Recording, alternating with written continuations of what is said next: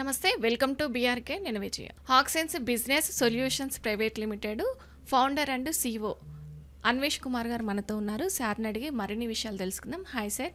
Hi ma'am. మీరు projects చేస్తుంటారు కదా, ఇప్పుడు ఏఐకి సంబంధించి ఎలాంటి ప్రాజెక్ట్స్ చేస్తున్నారు అండ్ దీన్ని ఎలా నేర్చుకోవడం అసలు? సో ఇదివరకు ఏంటంటే నార్మల్ టెక్నాలజీస్ ఉంటే సరిపోతుంది. అంటే ఒక ప్రోగ్రామింగ్ లాంగ్వేజ్ కానీ ఏదైనా క్లౌడ్ కంప్యూటింగ్ నేర్చుకున్నా సరిపోతుంది. ఇప్పుడు ఏంటంటే ఏఐ కూడా మనం ఉన్న స్కిల్ సెట్స్లో ఏఐ కూడా యాడ్ అయ్యి ఉండాలి.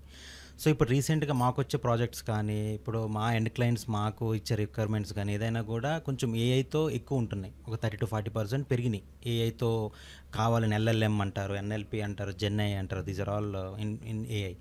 సో అది ఫస్ట్ ఏంటంటే ఇప్పుడు ఫర్ ఎగ్జాంపుల్ కొన్ని కాలేజెస్లో ఏఎంఎల్ అని డైరెక్ట్గా స్ట్రీమ్ పెట్టేస్తున్నారు. ఇప్పుడు కంప్యూటర్ సైన్స్ లాగా ఐటీ లాగా అది కూడా పెట్టేస్తున్నారు.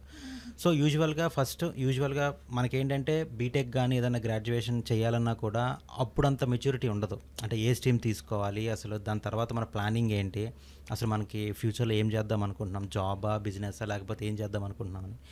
ఇన్ కేస్ స్ట్రీమ్ అనేది ఆబ్వియస్గా మనం వెళ్ళిపోతాం తెలియకుండా. బట్ బయటకు వచ్చిన తర్వాత ఏ స్ట్రీమ్ అయినా కూడా మొత్తం ఐటీకే ఇంట్రెస్ట్ చూపిస్తారు.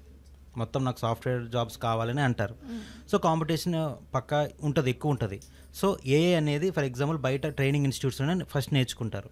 ఎందుకంటే వర్చువల్గా నేర్చుకోవటం చాలా ఇంపార్టెంట్.